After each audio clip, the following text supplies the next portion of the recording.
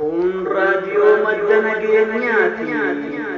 Radio Madana Geenyaa Qophaanitti guyyaadhama roobii fi sanbata isiniif dhiyaatti. Radio Madana Geenyaa sagalee uummata bal'aati. Madana Geenyaa. kabajamtoota hordoftoota raadiyoo madda nageenyaa assalaamu alaykum wa rahmatullaahi wa barakaatuh.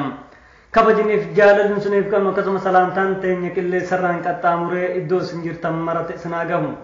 Akkam jirtan nageenyi keessan dasaa xiqqaa guddaa nagaa baddaaf gamu wajjin nagaa baadhoo maddii lamaan nagaa sa'a namaa nagaa wanti rabbi isiniif kenne hunduu nagaa isiniif haa ta'u. Nagaa hin qabne nagaa rabbii haa kennuuf.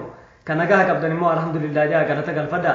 Nulleen gargaarsa rabbii guddaatiin sagantaa keenya guyyaa sanbata guddaa har'aa caamsa 26 bara 2019 qabanee walitti deebineerra. Alhamdulillah rabbii galanni haa ga'u.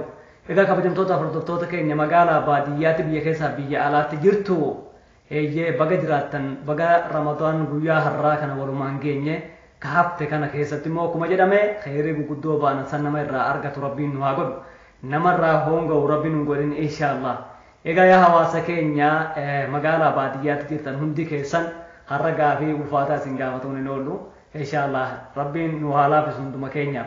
Egaa kabajamtoota hordoftoota keenya raadiyoo madda nageenyaa takkaan lama jennee har'aan geenyeerra sadarkaa kanarraa ammas ol guddisuudhaaf hawaasi keenya hangam of qopheessaa jirtan miidiyaa kana guddisuudhaaf hangam qophiirra jirtanii eeyyee hawaasi keenya irra hedduun harka bal'isee biyya keessatti akka miidiyaa kadhachaa jiru rakkina keenya gabaasaa nuuf ibsaa jedhanii biyya alaa kanattis akkasuma waa hedduuta kaasaamaa jiru walumaan beekna.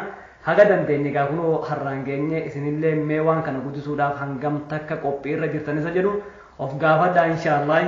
Egaa kabajamtoota hordoftoota keenya inshaallah fedha rabbii guddaatiin sagantaa keenya guyyaa har'aa keessatti jalqaba odeeffannoo isin biraan geenya itti aansinee barumsa keenya sheeksiraa itti aansinee geerarsa obbo Umar Muhammadiin nuuf dhiyaattu. Umar Muhammad nama walaleessaa geeraraa bakkuma gaheetti nama booharsuu nama qabbaneessuu nama akkasitti beekamoo kun waliin beeknu inshaallah.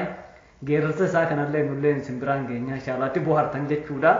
Egaa kabajamtoota hordoftoota keenya amma gara odeeffannootti isin dabarsinaa kallattimaan odeeffannoo keenya guyyaa har'aa kan nuuf dubbisu obsaa Hasanii wal duraa boodan immoo kan isin biraan ga'an ammoo callaadha inshaallah. Amma kallattimaan gara odeeffannoo isin dabarsaa turtiin keessan nu faana haa ta'u isin hin jedha.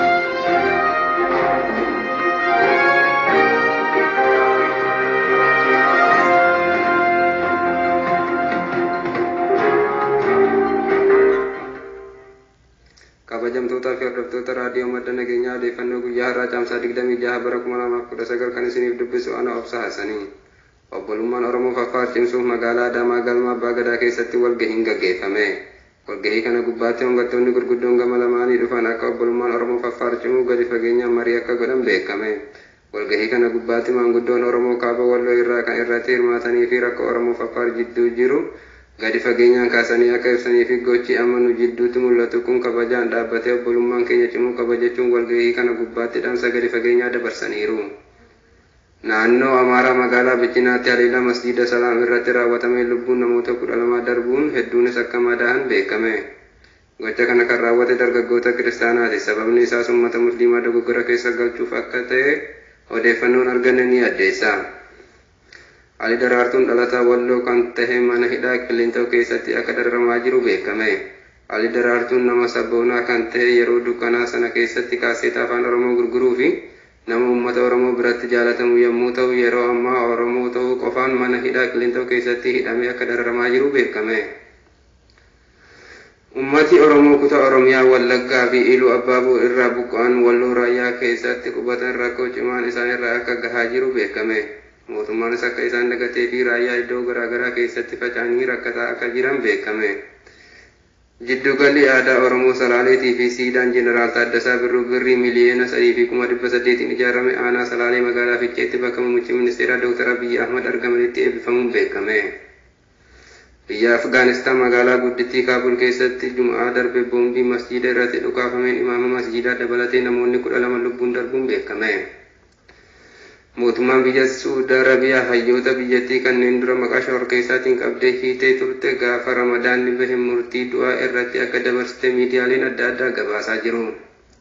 Egaa kabajamtootaa fi dhaggeeffattoota keenya odeeffannoon keenya guyyaa har'aa kana fakkaataa waan nu hordoftaniif galata argadhaa. Assalaamu alaikum wa rahmatullaahi wa barakaatuh. Wa alaikum assalaam wa rahmatullaahi wa barakaatuh. Maasha Allah tabarakallah. Obboleessa keenya Rabbiin si haa jiraachisuu, fayyaa Rabbi si haa kennu, beekumsarraan beekumsa Rabbiin si haa dabalu sin jenna. Inshaallah kadha Rabbii guddaatiin.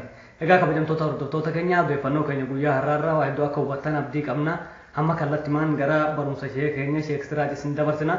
Irraa waa guduunfadhaatiin jenna hawaasa keenya wanni nuti barumsa irratti xiyyeeffanneef ummanni keenya irra caalaan isaanii barumsa waan hin qabneef barumsi bakka gahanitti bakka ta'anitti barumsa barachuun umuriin barumsa barachuu nama daangessu. Kanaaf bakka jirtanitti barumsa keessan jabeeffadhaa, ilmaan keessan illee barsiifadhaa isin jenna inshaallah.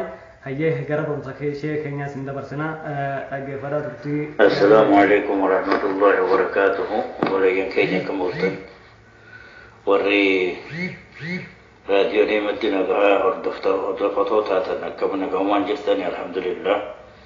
Egaa inshaallah barnoota keenya waan aangoo barnoonni qabu, aangoo barachuun qabu, waan barnoonni mishaa ta'uudhaarraa haasa'utti jalqabuun keenya irraanfatamu sanirraa illee turu.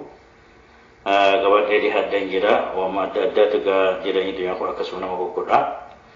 Saniif jecha kutaa torbaffaa gabadhee dhihaddan jira. Bismillahi irrahmani irrahim, alhamdulillahi rabbil alamin.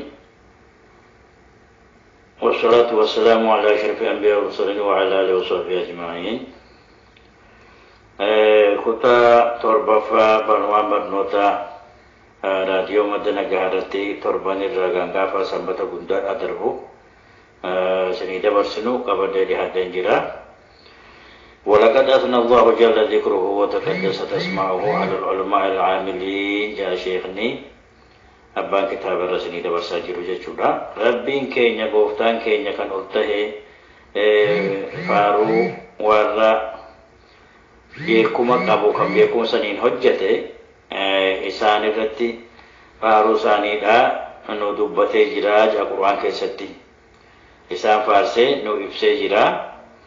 Aangoo isaan qabanii warafaa min sha'anihim sha'ani isaaniillee immoo haala isaaniidha ol kaasee في كتابه المبين كتاب سا قرآن سا كيستي كان وان هنده فنما قلشاته. قال تعالى إن جئ ربي نلطي قل هل يستوي الذين يعلمون والذين لا يعلمون إنما يتذكر أولو الألباب. قل يا محمد يا رجماكو جئين أمتكنا هل يستوي الذين يعلمون سوى الربيخ والربيخ والكتاتا والذين لا يعلمون إنسان إن بيكني إنسان بيكنسون يبين إنسان لا يستوون والإنكتات يجون.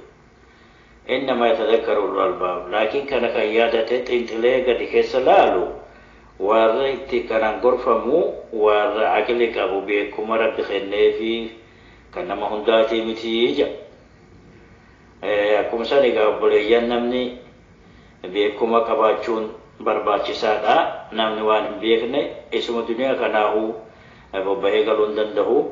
Saniif jecha keessaa waan amantii kana namni keenya baay'ee nutti hafa hordofata haa goonuuti. Olomaanis guute waan adda addaa waajibaatii keenya barachuu qabna. Akkana jedha shaa'ireen tokko al-ilmu beetul laa imaada lahu jedha.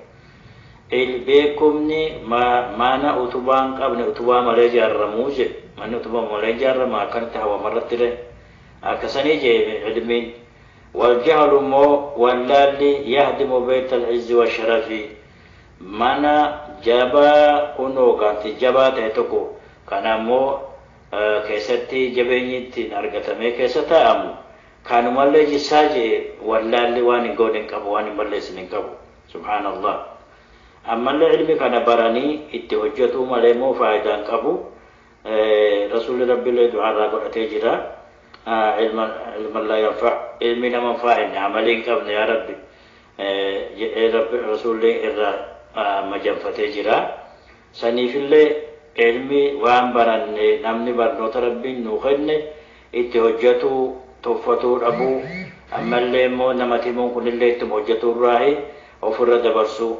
Kanarratti maal jee immoo shaa'ireen وعالم بعلمه لم يعمل أنجل نامتشي بيه خاته كان علم سابق مساتين هجتين معذب قبل عباد الوثنية كان معذب جاء كان يعذب جاء كنكم تنقل مني إن كتاب ماجي ورّا تابوتا غبرون درا ورّا برنوتا كابو كم برنوتا ساتين هندلقنتو قيان كياما كتاب قد أماجي سبحان الله أبراهيم همني ججبات ولا كوني ورّا كرا إنوتي فموزين كرا جرا ربنا نوحلا فيس إن شاء الله أما اللي رسول ربي مالجي القضاة ثلاثة نام تيجي وانا ما فردو وانا ما مرتيس فتوى ساقود ومال ساقود سديه قاض في الجنة توك مرتيسا رجاور جنتي تيجي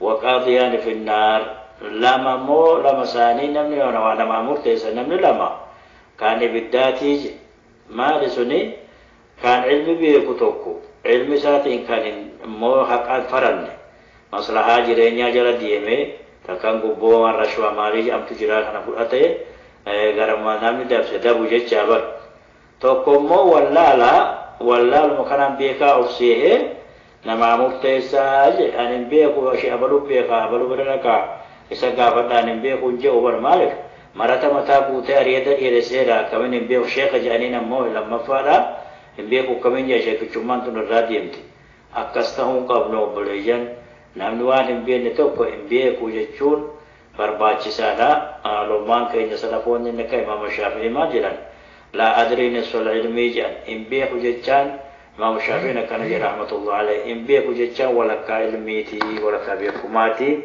jedha isinittillee dheeratu wanta namni isaa dhaggeeffadhaa faayidaa guddaa qabdi isiniin jaha wassalaamu alaikum warahmatullahi wabarakaatuh وعليكم السلام ورحمة الله وبركاته ما شاء الله تبارك الله إيجا يا هواسا كينيا هي نمني بيكم سنكم نهدو ركتا واهي بيكم ساكن رتر الراسا بيجتين يتنا هندا يادان كيسا دي مامي وان نموني بيكم سنكم نيوكا بيجي بيكم سكيسا جرتكا أكم تاجا سيرو بيجتين يتنا يادان كيسا دي مادا ودا تناسمت سنسني قباب بسنا أما غير سكينة تشين نغا يا سلام أجيمي غير سكينة كم مال جدا أبوري سكينة كنا ولما نتيابو هارون سنين جنا إن شاء الله Sangale negera gera nanje tu ni yom gera mal kaba akami anjalle sarako darkana kaba samni ko duma jira biya zati jaja bawaye Oso banda kabani ne narre male vyapatu oso kero kabani dina male sodatu wallo oso kabani amara mafiratu yeti kero noromo kansam nishi abdatu waye Pardako isabura ya sachanchalana tu egan kora sirraka he dina garanan sodatu sikubahane lulula biya kan ko ekatu kuliya abadi la pardako ni apatu waye hai ganyamba mumame konna koto nimmalle amare hidala mumame lola fani malle onne nisaka panes parsorra inda barre hidala nisani pisgondorina sintarre waye Yabasha oso akadarra bi oso akageraru nutilman oromota yona biyarranjiru yomiyu masin magange dale injiru amare afanu ma dalagada injiru waye Sorolia jesi korko boji bafandu buti jole walloda namar magafatu waye